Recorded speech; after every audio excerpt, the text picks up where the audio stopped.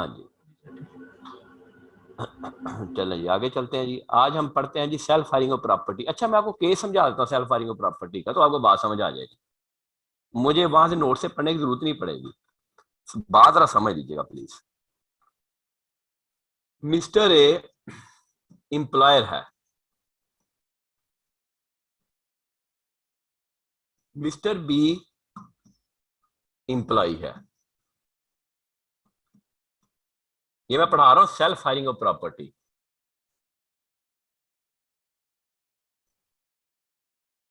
Self hiring of property, ये आपके notes में जो गिवन है वो पढ़ा रहा हूं।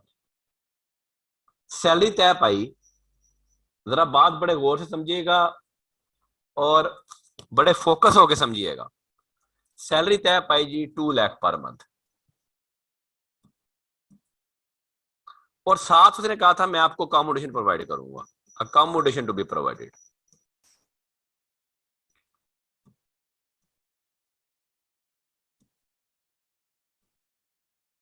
Accommodation to be provide. अच्छा जी, ये मिस्टर बी जॉब के लिए गया मिस्टर ए के पास, और ए के साथ ही उसके टर्म एंड कंडीशन तय हो गए, अकोमोडेशन टू बी प्रोवाइडेड। उसने कहा अच्छा यार तुम अपने लिए घर देख लो जिसमें तुमने रहना है। मिस्टर बी पता क्या कहता है?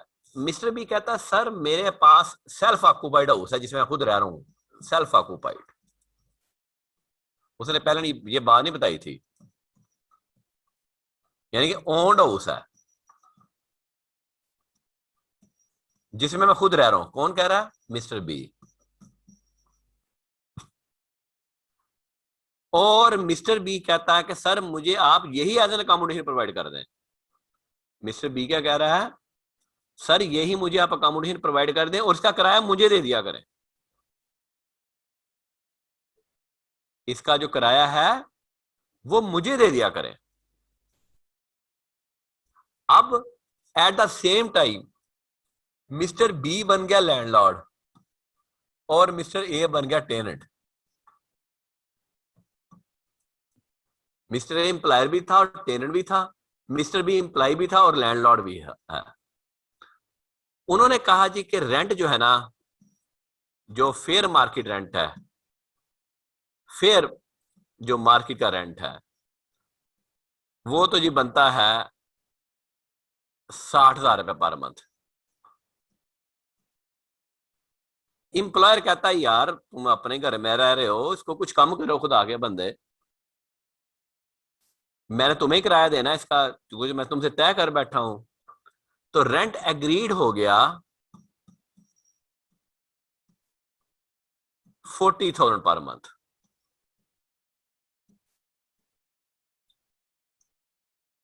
यानी कि 40,000 पर मंथ मिस्टर ए किसको दिया करेगा? मिस्टर बी को, क्योंकि उसने कहा था मैं तुम्हें अकोमोडेशन प्रोवाइड करूंगा। और घर किसका है? Mister B.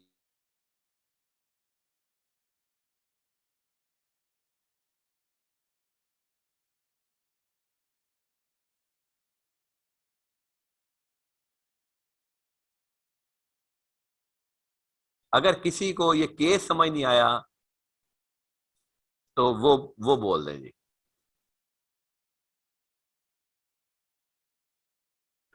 This is a case of the self hiring of property. यानी अपने घर में रह रहा है और अपने घर में उसने उसको किराए पे दे दिया मिस्टर बी ने। अब हम इसका करते हैं सवाल, इसकी रिक्वायरमेंट लिखें, कैलकुलेट टैक्सेबल इनकम ऑफ किसकी? बेटा मिस्टर बी की।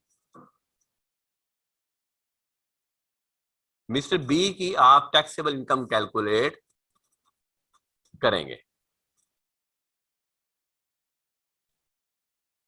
ले जी आगे चलते हैं जी, अब इसका सोल्यूशन करते हैं।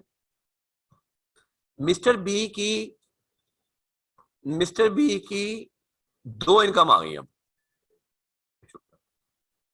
मिस्टर बी की दो इनकम आ गई, एक सेल इनकम, एक रेंटल इनकम।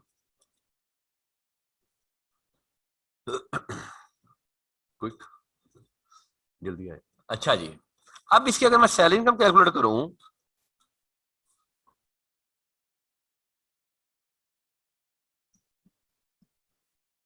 तो सैलरी रिसीव्ड कितनी बन गई? 24 लाख। और अकोमोडेशन क्या बन गया? फेयर मार्केट रेंट क्या है? फेयर मार्केट रेंट क्या है जी?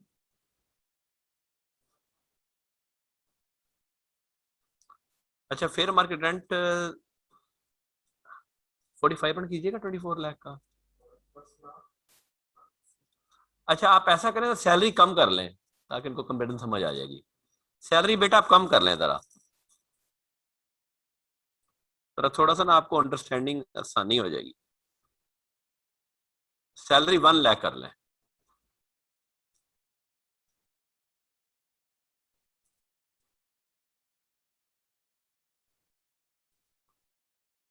सैलरी बन गई आपकी जी 12 लाख। अकाउंटिंग का फेयर मार्केट रेंट क्या है जी? 60,000 multiplied by 12, 7,20,000। 45% of basic salary क्या है? 5,40,000। Whichever is higher? Higher, 7,20,000। ये आ गई सैलरी इनकम।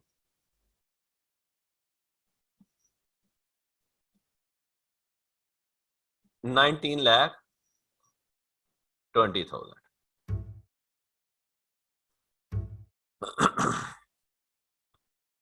अब जनाब इसकी रेंटल इनकम क्या होगी? है अगर हम सेपरेट ब्लॉक पे जाएं, इसकी रेंटल इनकम क्या होगी?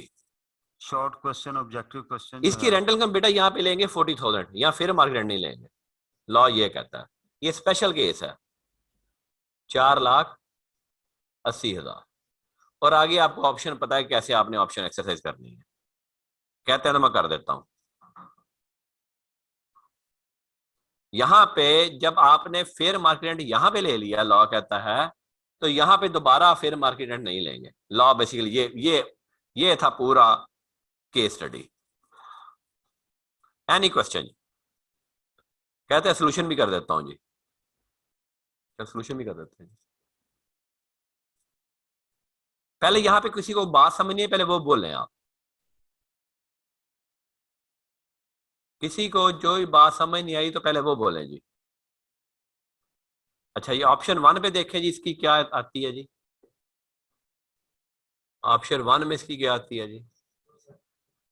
हाँ, सेपरेट सेपरेट ब्लॉक। 19,20,000 पे कितना बना? सैलरी पे कितना बना?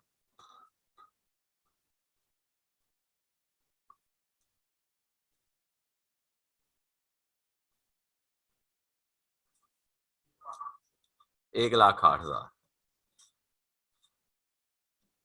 और आरसीटी 4,80,000 पे कितना बना जी?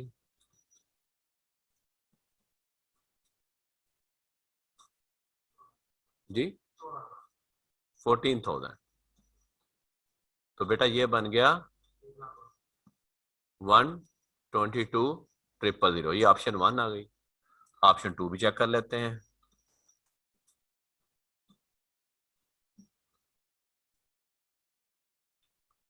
सैलरी 19,20,000।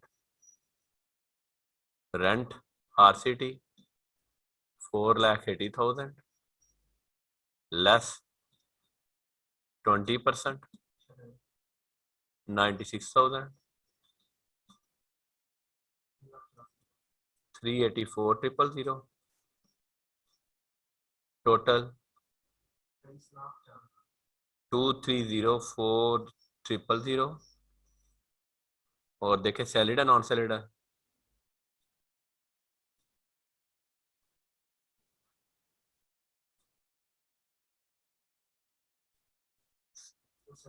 सैलरीड है। तो इसका फिर टैक्स पेबल क्या आया जी?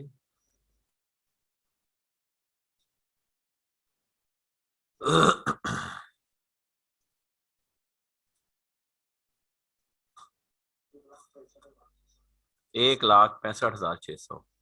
तो बेटा ऑप्शन 1 इज बेटर। जी जनाब, अब बताएं जी क्या समझ नहीं आज। स्क्वीज कर दें इनको जरा, न्यूमेरिकल स्क्वीज कर दें। ले जी, पूरा न्यूमेरिकल आपके सामने है जी। केस ना समझ आया हो, सोल्यूशन ना समझ आया हो, कोई सवाल।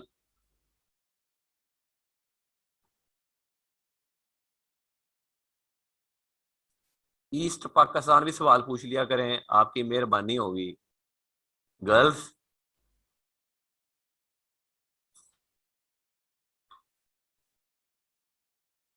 वो एक मोमना यासिन कभी भी पूछती है, बाकी तो कोई भी नहीं पूछती।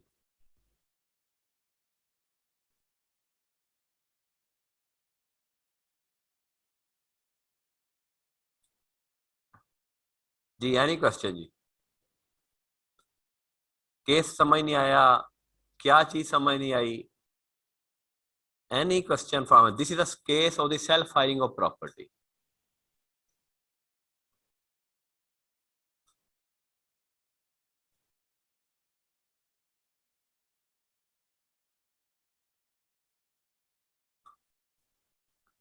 This is the case of the self firing of property.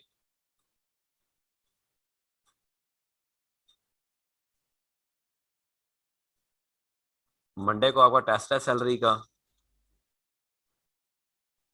Tuesday को मैं आपसे कुछ सवाल डिस्कस करूंगा। इसमें भी एक चीज रहती है जी। मोहम्मद अरसलान सईद। जी अरसलान। जी बेटा। सर वो मैंने पूछना था कि ये जब प्रॉपर्टी अगर एम्प्लॉयर की ही हो और अगर वो नो रेंट पे एम्प्लॉय को दे दे तो वो उससे रेंट ना ले कोई, तो नहीं, सर वो एम्प्लॉयर के लिए फेयर मार्केट रेंट असेस होगा। सर उसका लगेगा ना, उसकी हाँ प्रॉपर्टी जी, इनकम बनेगी। हाँ जी बिल्कुल बनेगी, fair market rent sir assess होगा। सर वो जो मैंने क्वेश्चन किया था सर, उसके सोल्यूशन में उन्होंने लिखा हुआ था नोट्स में कि वो ये एलिजिबल नहीं है एम्प्लॉयर कि उसको वो इसकी इनकम में ऐड हो आरसीटी में जब वो एम्प्लॉय को दे। मैं लेट मी चेक, कौन सा सवाल है? सर ये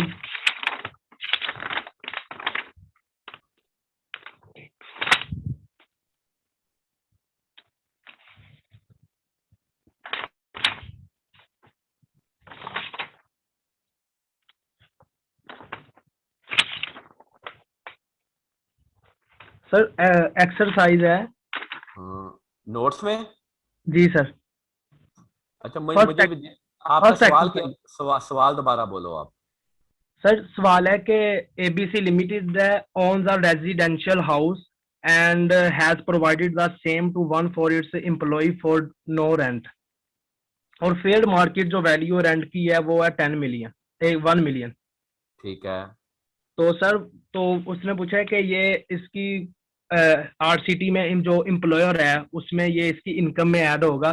तो सर आंसर में लिखा है कि the employer will not be consider to have earned any rental income from this अच्छा ठीक प्रॉपर्टी। है, ठीक है, ठीक है, ठीक है, ठीक है, ठीक है।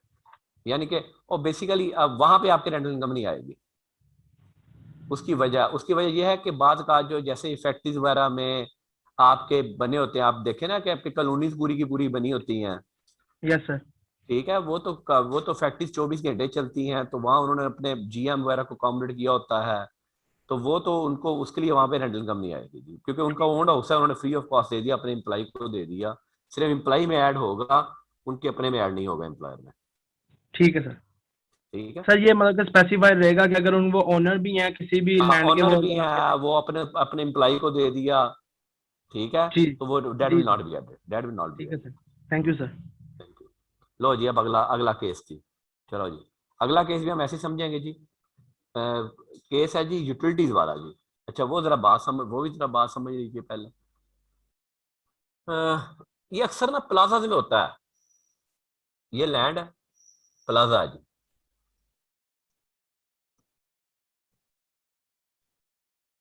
ये जी फर्स्ट फ्लोर में ए के पास है, ऊपर वाला फ्लोर फिर ये बी के पास है, ये सी के पास है, डी के पास है। ये सब लोग टेनेंट्स हैं। और इसका जो मालक है वो है मिस्टर जेड, लैंडलॉर्ड। वो कहता है जनाब, इस जो प्लाजे का ना एक तो बस कि हर फ्लोर का जो रेंट है ना जी, वो कहता है जी रेंट जो है ना वो है 3 लाख पर मंथ, और मैं आपसे सिक्योरिटी लूंगा 1 मिलियन हर एक से, ए से भी, बी से भी, सी से भी, डी से भी। फिर मिस्टर जेड कहता है ये जो प्लाजा पूरा है इसकी सफाई का जिम्मा मेरा, किसका? लैंडलॉर्ड का। इसका बिजली का बिल भी मैं ही दूंगा, इसकी सिक्योरिटी भी मैं ही दूंगा, यानी कि कोई पूरे प्लाजे की सिक्योरिटी है वो भी कहता है लैंडलॉर्ड कहता है मेरे जिम्मे है, इस प्लाजे की पूरी सफाई भी मेरे जिम्मे है, इस प्लाजे की लिफ्ट वो कॉमन है वो भी कहता है ये मेरे जिम्मे है, उसकी मेंटेनेंस भी वो कहता है मेरे जिम्मे है, आपको बिजली जाएगी तो आपको जनरेटर की सहूलत मिलेगी वो भी मिस्टर जनरेटर कहता है मेरे जिम्मे है। तो मैं आपसे ऑन अकाउंट ऑफ यूटिलिटीज, यानी ये जो सारी चीजें हैं ऑन अकाउंट ऑफ यूटिलिटीज, मैं आपसे हर एक से लूंगा 1,50,000 पर मंथ। 3 लाख रुपए रेंटल आ गया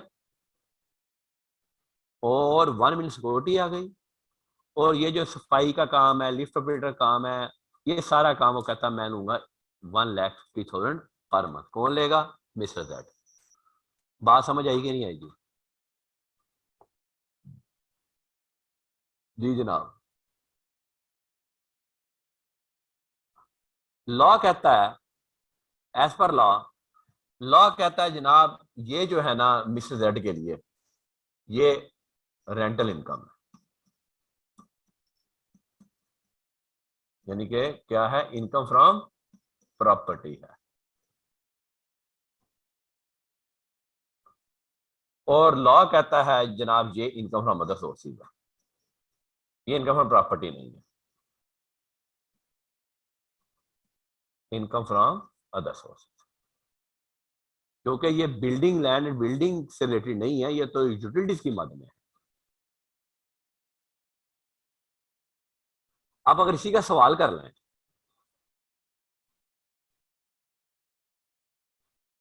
आप अगर इसी का क्वेश्चन कर लें, यही डाटा रख लें जी, समझे कि मिस्टर ए को उसने किराए पे दे दिया जी, सिर्फ एक बंदे को किराए पे दिया जी, बाकी प्लाजा खाली पड़ा, या ये कह लें।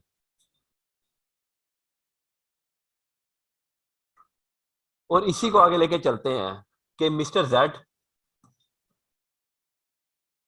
में incurred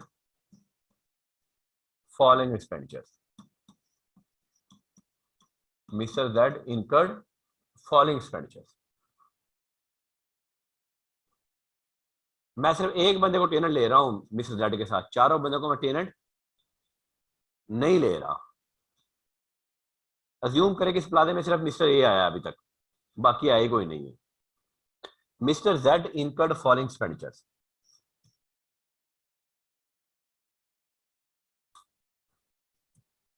चलो चारों ही कर देते हैं, क्यों भाई? चारों ही कर देते हैं। समझे, plaza A B C D सबको दे दिया जी, 3 लाख का रेंटल है हर एक का, और हर एक से 1 मिलियन सिक्योरिटी ले लिया। नीचे आइएगा सर प्लीज।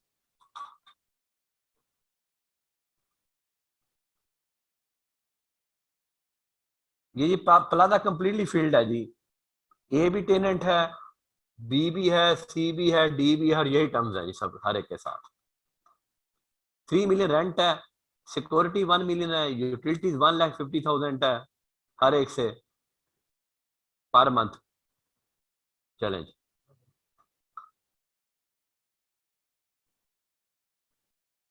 इंश्योरेंस है जी बिल्डिंग की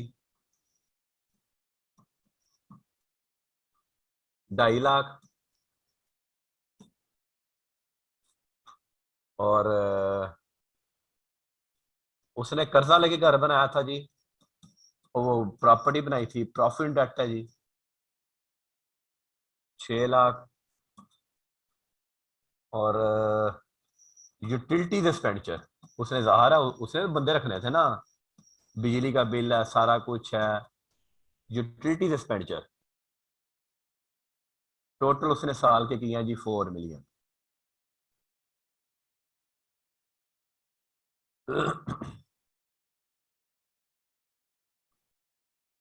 और क्या है जी, कलेक्शन चार्जेस हैं जी, कलेक्शन चार्जेस हैं जी 1,80,000 रुपए जी। लें जी, कैलकुलेट टैक्स लायबिलिटी। लो जी, सवाल पहले लिख लें आप, फिर हम सवाल करते हैं जी।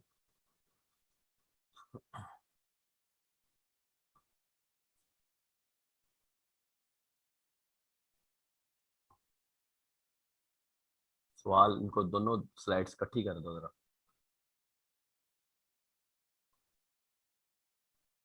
ये न्यूमेरिकल है जी।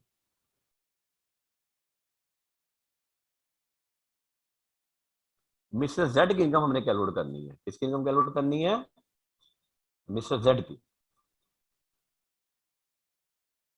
एक्सरसाइज के 4 सवाल आपके होमवर्क हैं, और हम ट्यूसडे को इंशाल्लाह क्वेश्चन बैंक डिस्कस करेंगे। ट्यूसडे को भी आपकी क्लास होगी, आप लोगों ने घर बैठ के फारग ही बैठना है। ईद तो जुमे की है most probably, let's see. Shopping centre बंद है, होटल बंद है।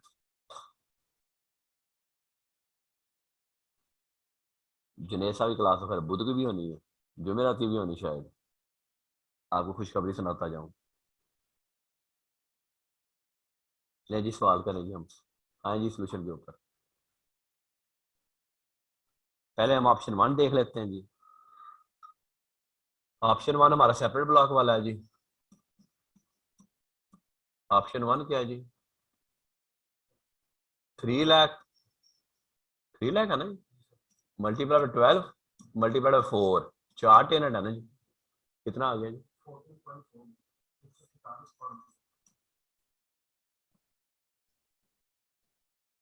कितना जी?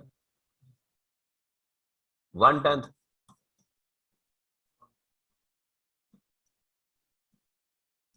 1/10 सिक्योरिटी जी। 1 मिलियन हर एक से लिया है, 4 मिलियन हो गई। तो 4 मिलियन डिवाइड बाय 10, 4 लाख हो गया। तो ये बन गया 14,800। लो जी, इसके ऊपर टैक्स लगा दें।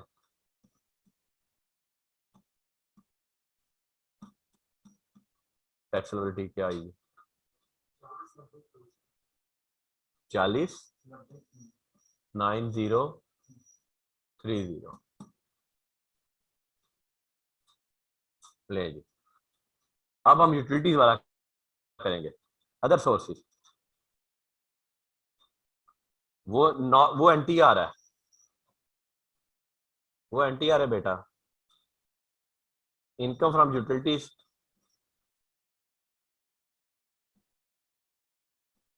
कितना है जी? 1,50,000 multiplied by 4 multiplied by 12,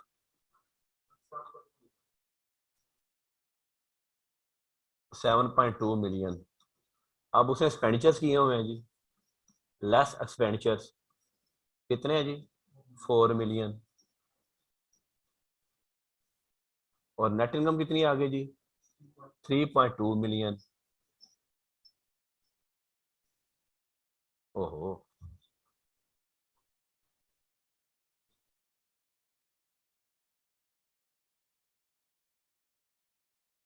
3.2 million. और टैक्स कितना आ गया जी इसका? नॉन सैलरी रेट लगेंगे जाहिर है, 4,20,000। ये ऑप्शन 1 आ गई जी।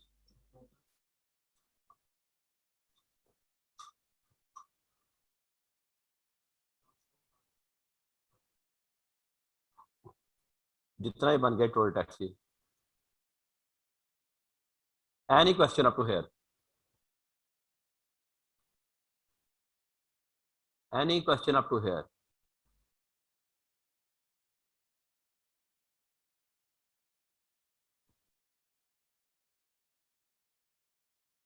Any question up to hair?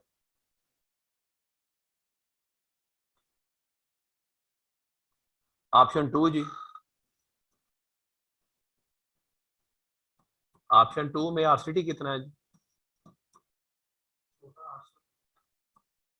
14,800 000 less 1/5 कितना है जी?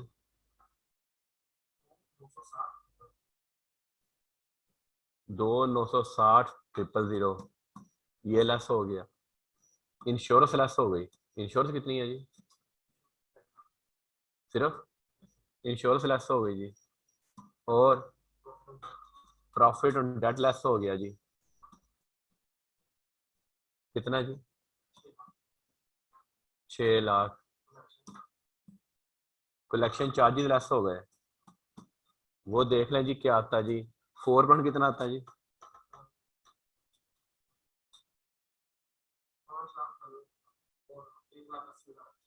एक्चुअल 1,80,000 है, 5,92,000 आता है, तो 1,80,000 लेस होगा। लो जी, ये नेट इनकम क्या आ गई?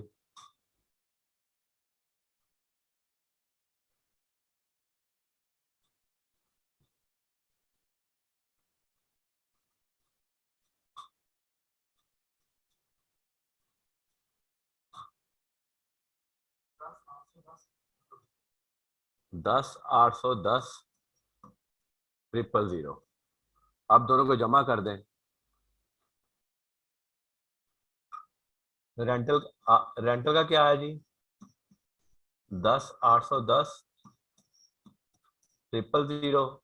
और यूटिलिटीज का क्या है जी? कितना आया था जी? 32 लाख जी। दोनों जमा करें जी।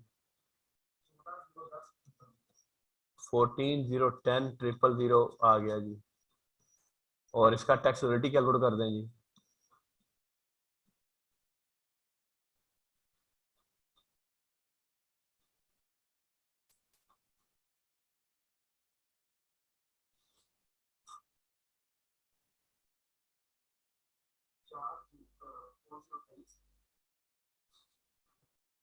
फोर 0,23500। 40,23,500। और ऑप्शन 1 में क्या था जी? और ऑप्शन 1 में था बेटा कितना था जी? ऑप्शन 1 में श्योर 45,10,000। तो इसमें ऑप्शन 2 बेटर है जी। एनी क्वेश्चन जी?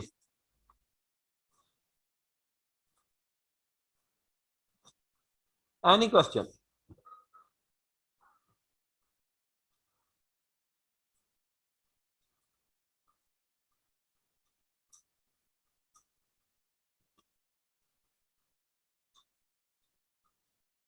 एनी क्वेश्चन जी?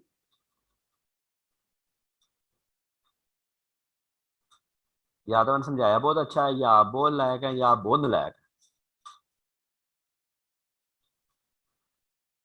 पहली ऑप्शन है कि मैंने समझाया बहुत अच्छा है। दूसरी ऑप्शन है आप बहुत लायक हैं। तीसरी ऑप्शन है आप बहुत नलायक हैं। Which option is correct? 1 2 3।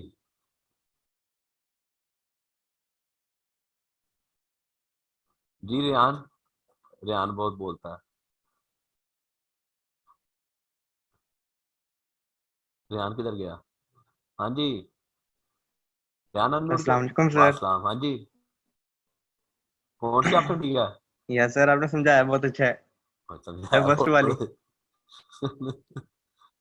Any question जी? किसी का ये कोई? सच में है सर। चले, किसी का कोई दिमाग में कोई सवाल तो बोल दे, मैं इसीलिए स्ट्रेट कर देता हूँ कि इलस्ट्रेशन करने से चीज समझ आ जाती है। Yes sir. हाँ चले ठीक है, thank you Rehan. Any other person बेटा, एनी अदर पर्सन? जी जी शामी। ये 420 है शामी, नहीं 402 है। अच्छा, सर ये रेंटल के नीचे यूटिलिटीज लिखा है 32 से कितना है ये, और ये थ्री कहाँ से पॉइंट टू आएगा मिलियन दोबारा? बेटा। बेटा 3.2 मिलियन। ये कहाँ से आया सर, ये दोबारा बता। ये बेटा ऊपर आओ ना, वो यूटिलिटीज देखो, यूटिलिटीज कितनी है?